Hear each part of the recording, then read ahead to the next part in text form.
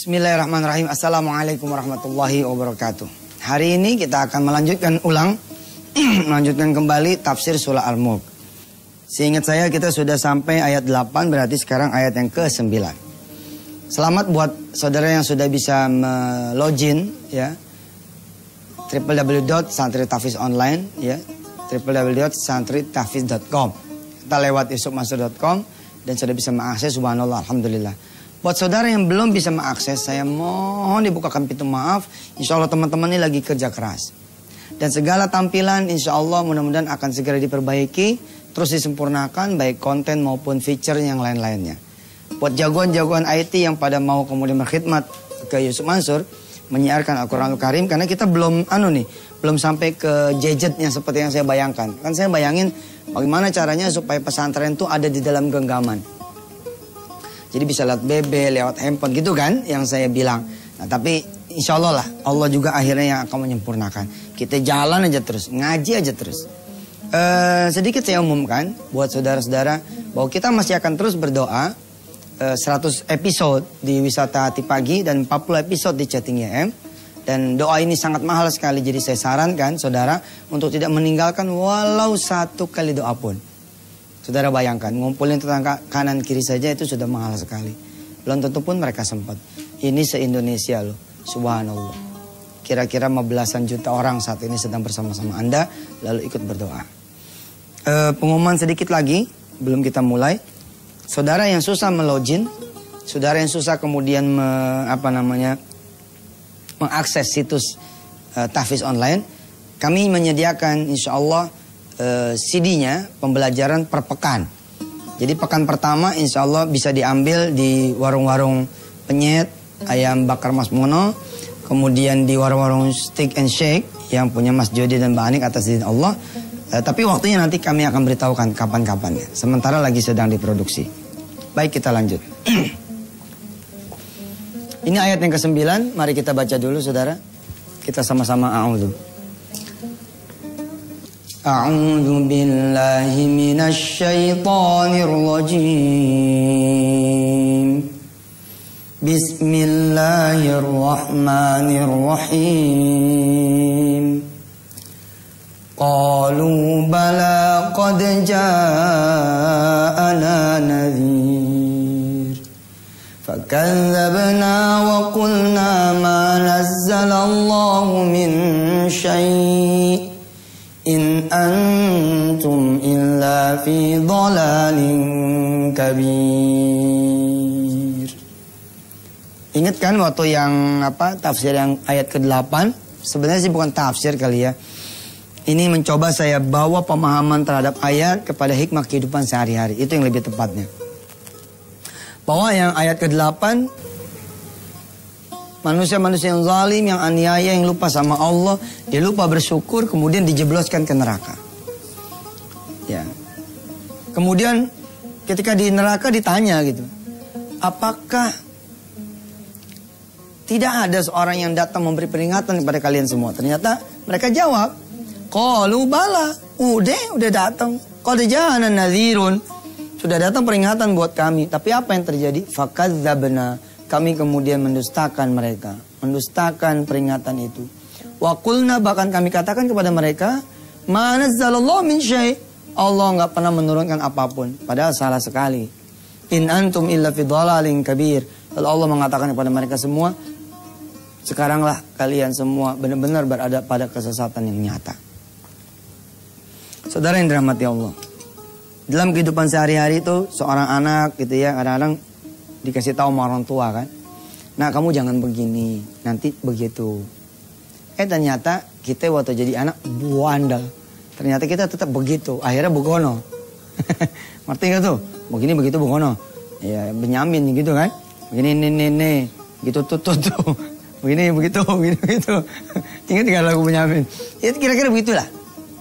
Udah dibilangin, jangan boncengan berlima. Terjatuh di bandel, diboncengan berlima, bener, senggol gerobak, hancur semuanya. Dibilangin pergi kemana-mana pakai helm, dia nggak pakai helm. Dia pikir aja main ke depan ini nggak tahu bener. Dia masuk got, akhirnya alhamdulillah dia punya motor, kemudian lecet sih nggak apa-apa. Yang jadi masalah kalau palanya lecet, Nah ini kan peringatan-peringatan yang Allah berikan.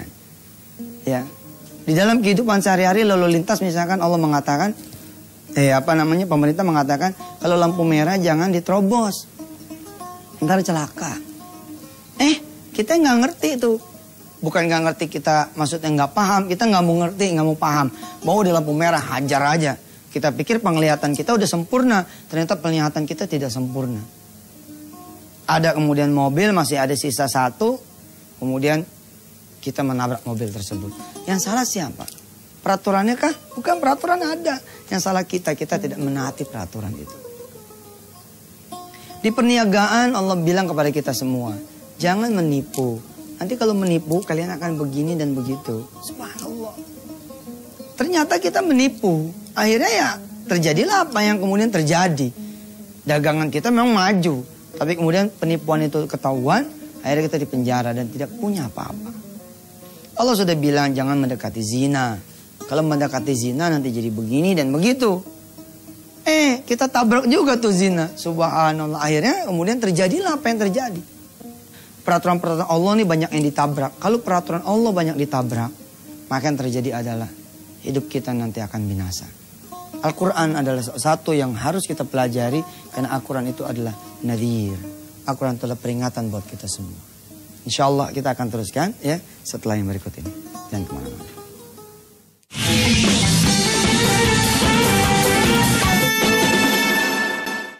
Pemirsa yang dirahmati Allah, saya begitu menginginkan saudara kembali kepada Al-Quran saudara. Saudara mau melihat peraturan yang Allah berikan buat saudara semua. Tanpa kita mempelajari Al-Quranul Karim, kita tidak akan pernah tahu seperti apa sih aturan itu. Karena begini ya, di dalam urusan bernegara saja, kalau peraturan sudah diundang-undangkan, maka tidak ada kalimat saya tidak tahu. Saya belum baca peraturan itu.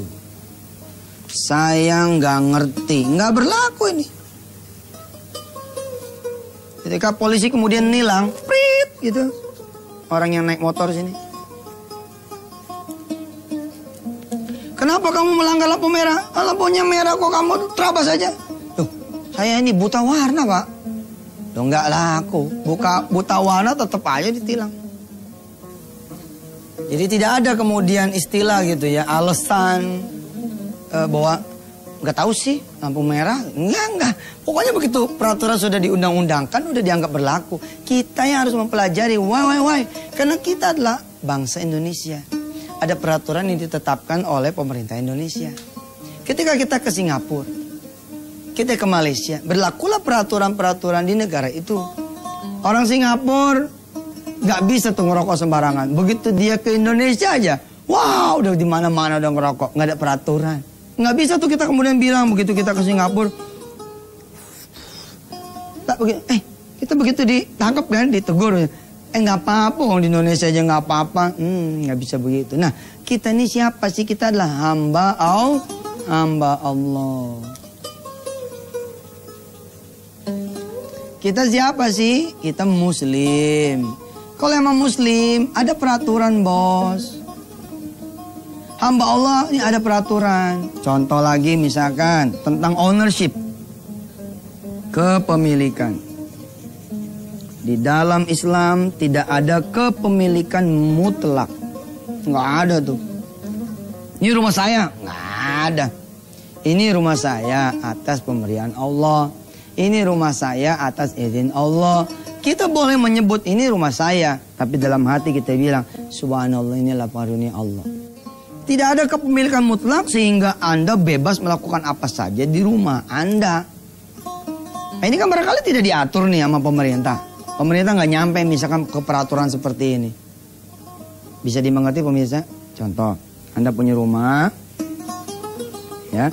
Anda lalu membawa masuk perempuan yang bukan muhrim Anda, lalu masuk ke dalam rumah, lalu Anda mengatakan, maaf ini rumah saya. So I can do anything inside. Saya bisa melakukan apapun di rumah saya. Nggak bisa begitu, Mas.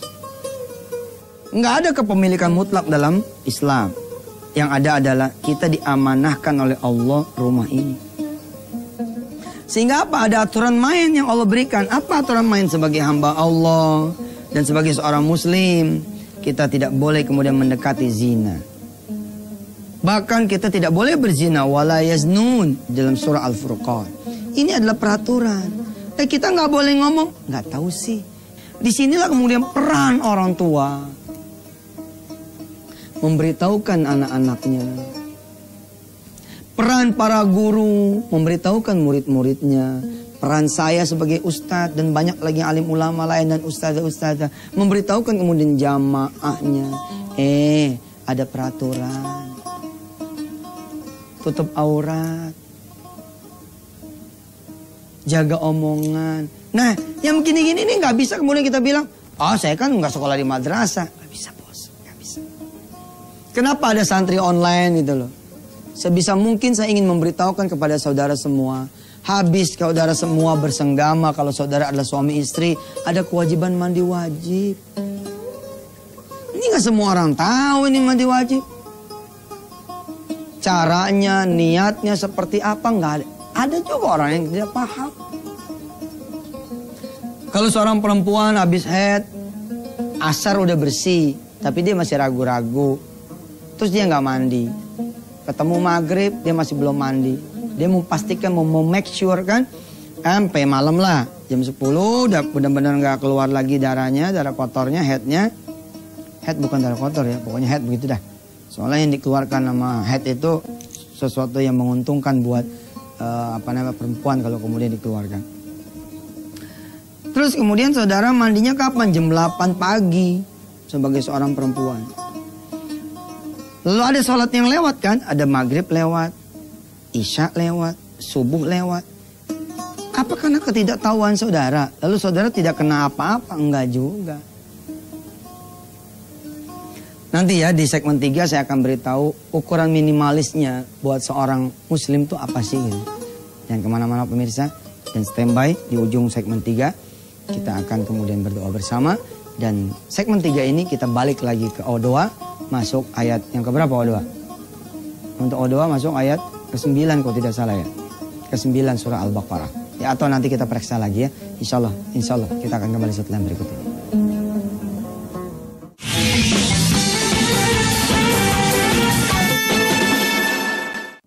Alhamdulillah pemirsa, kembali lagi di segmen 3. Segmen 3 ini segmen O2.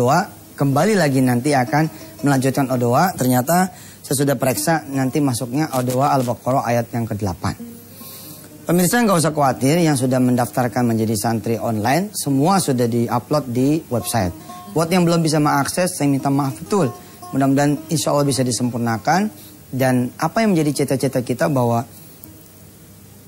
mudah-mudahan pesantren online itu bisa di dalam genggaman. Bisa lewat BB, handphone, iPad, kemudian iPhone dan seterusnya insya Allah mudah-mudahan ya.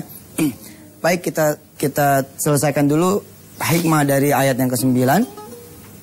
Jangan sampai kemudian kita kena hukuman gara-gara kita tidak tahu. Kita harus pelajari. Tadi saya ingin memberitahukan tentang kisi-kisinya. Rupanya kita tidak cukup waktu. Insya Allah kita akan teruskan besok. Sekalian masuk ke tafsir atau hikmah surah Al-Mulk ayat yang ke-10. Ya.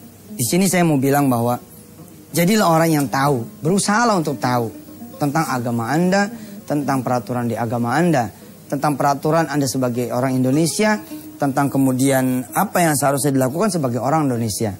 Baik, pemirsa, insyaallah ya kita cukupkan dulu yang ke-9. Sekarang kita masuk O2 ayat yang ke-8. Ini saya contohkan dua contoh saudara, sama-sama ayat ke-8, tapi saya nulisnya berbeda. Di ujung dari sini nulisnya, yang ini dari sini. Wa minan nasi.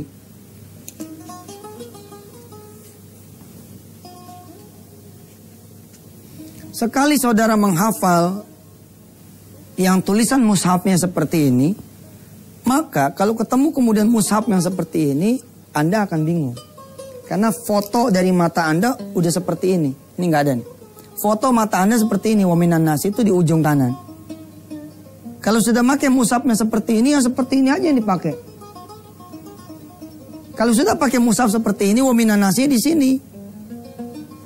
Ini ayat yang sebelumnya. ketemu minan nasi sebelah kiri. Anda kalau udah pakai mushaf yang seperti ini, contohnya seperti ini mushaf Madinah. Ya. Kalau mau mushaf yang seperti ini, titip saja ke teman-teman yang berangkat umroh atau haji. Atau mushaf pojok disebutnya, Quran pojok. Itu hampir rata-rata lah Quran pojok sekarang ini. Bentuknya seperti ini, minan nasi di ujung kiri. Kalau saudara sudah megang satu mushaf, jangan berganti-ganti mushaf. Ini gampang lah ngapal ini karena sudah saya upload toh. Saudara begini. Saudara hanya perlu tanda-tandanya aja, misalkan gini ya. Dari Tangerang sampai ke Cawang, apa sih yang Anda harus apalin? Apa seluruh gedung tanda-tanda harus Anda apalin? Seluruh jalanan harus Anda apalin? Enggak. Cuman tanda-tandanya aja gitu loh. Apa tandanya? Nanti ada pintu namanya Kebon Jeruk. Masih lurus. Nanti ada pintu Tomang. Masih lurus. Nanti ada bayar di sini. Ya. Kemudian masuk lagi tol, nanti pilih yang Cawang. Jangan pilih yang Tanjung Priuk. Jangan pilih yang ke Grogol, tapi pilihlah yang ke Cawang. Apalagi nanti ada tol Selipi, Semanggi 1, Semanggi 2, itu kan ya. Begitu Anda ketemu tanda-tanda ininya, maka Anda akan selesai. Contoh di sini, wa minan nasi. Begitu Anda udah hafal, Anda hafalin ininya aja nih. Namanya clue-nya aja gitu. Jadi ketika Anda nanti megang mushaf begini kira-kira, di dalam benak Anda begini kira-kira nih. Ininya boleh kosong. Ini kosong, kosong, kosong, kosong, kosong, kosong, kosong, kosong. Nah ini direkam lewat otak Anda. Jadi ketika Anda jadi imam tuh, udah berasa gitu loh. Minan nasi, ada gambaran tuh di mana potongannya. Itulah salah satu juga metodologi penghafalan Al-Quran. Baik, kita baca dulu sebagai O2 ayat yang ke-8. Silakan pemirsa siapin handphonenya ya untuk saudara merekam O2 yang ke-8. A'udzu billahi minasyaitonir rajim. Wa minan nasi. Ayo mari. Wa minan nasi may yaqulu amanna billahi wabil yaumil akhiri wa ma hum bimu'minin. Dipotong-potong pemirsa, tinggal saudara apalin. Sorry.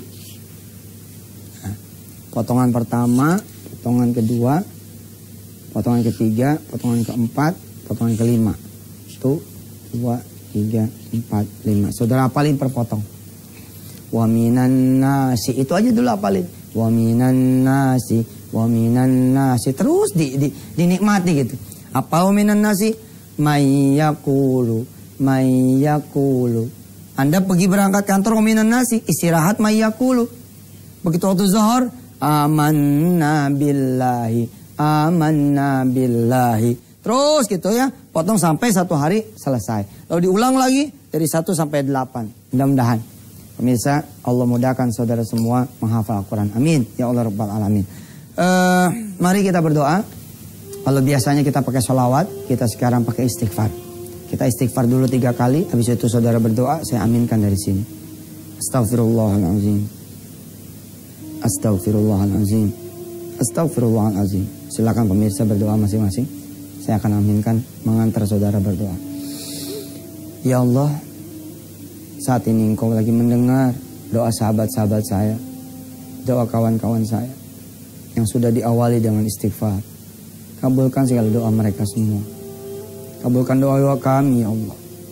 Baik untuk kesusahan, masalah, kesulitan, hajat diri kami, dosa dan maksiat diri kami, ataupun untuk kesulitan, kesusahan, problem, hajat, dosa, maksiat orang lain, termasuk para istri untuk suaminya, suami untuk istrinya, anak untuk orang tuanya, orang tua untuk anaknya, tetangga untuk tetangganya, saudara untuk saudaranya, masyarakat untuk negaranya. Mudah-mudahan ya Allah, Kau kabulkan segala doa kami.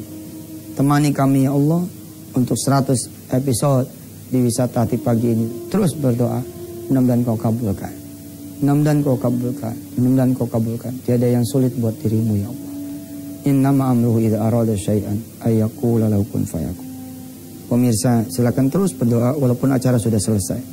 Rabbana ighfir lana dzunubana wa kaffir 'anna sayyi'atina wa tawaffana ma'al abrar. Alhamdulillahirabbil alamin. Sampai ketemu besok ya. Mudah-mudahan Allah sempurnakan juga website kita www.yusufmansur.com, santritahfiz.com.